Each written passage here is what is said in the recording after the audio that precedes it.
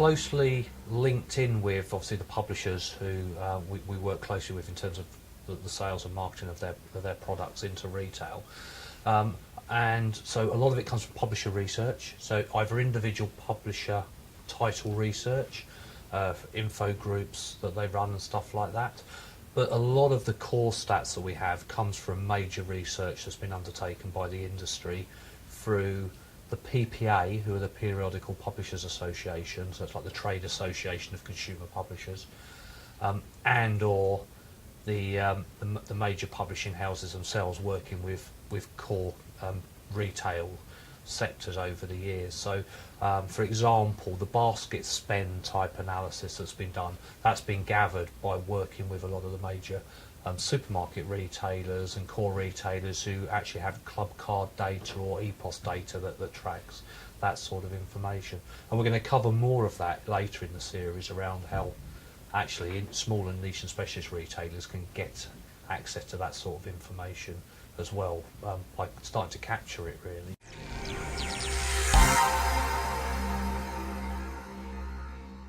What's it? Wow, it's a real good point. A lot of, WWMD, we work in the niche and specialist market.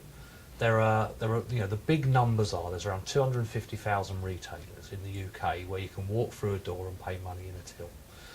There's a load more when you count e-commerce stores, but different subject.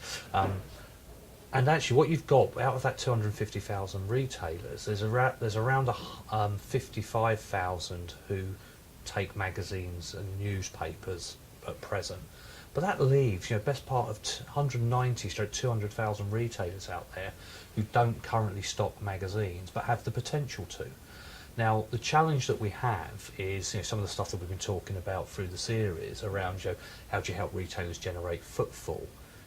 Where's this basket spend come from? How do you get frequency of purchase, upsell, cross-sell, all these sorts of things? Magazines can help retailers deliver all of those things, but retailers in niche and specialist markets don't wake up in the morning and think, how am I going to solve my footfall problem today, and think automatically magazines. There's not a connection there.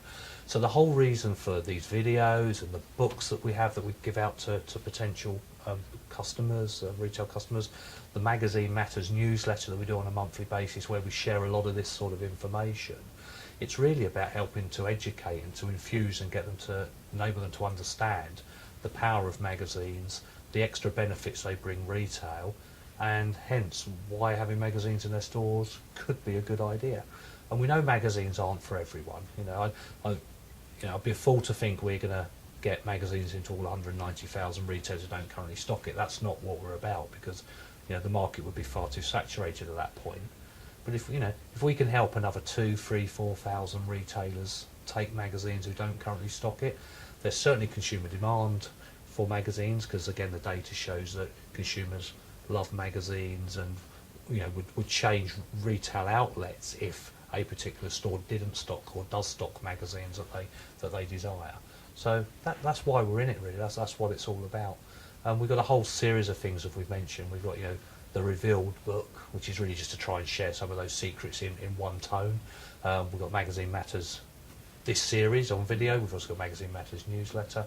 On the website we've got lots of really nice little vox pop videos that we've done either about our business or about the magazine sector. But we've also had a range of consumer little vox pops done. So we've got all sorts of people from all walks of life just sharing their story about why they love mags, what their favourite magazines are. And the reason we did that was to try and share with retailers, these people are just Joe Public on the street.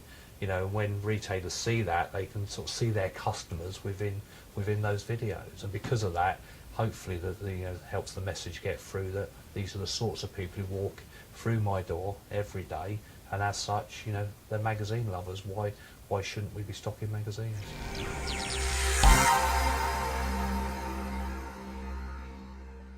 There's a range of places. I think firstly, if you wanted a copy of the book or the newsletter, if you just go onto the main website, details above, then you can just sign up and down, and we'll send you that information. You can call our magazine sales advisor team on 0121 788 3112, and they'll be happy to send any of the materials that we've got out to you.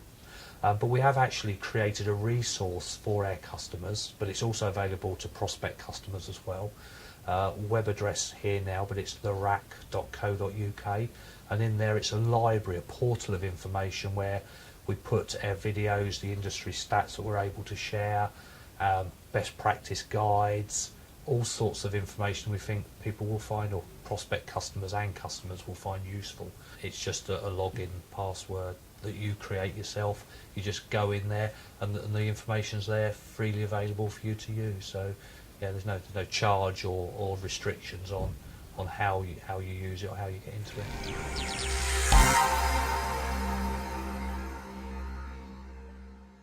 Best next step is to call the magazine sales advice team here at WWMD. Just pick up the phone, 0121 788 3112, and talk to the guys and girls in the team.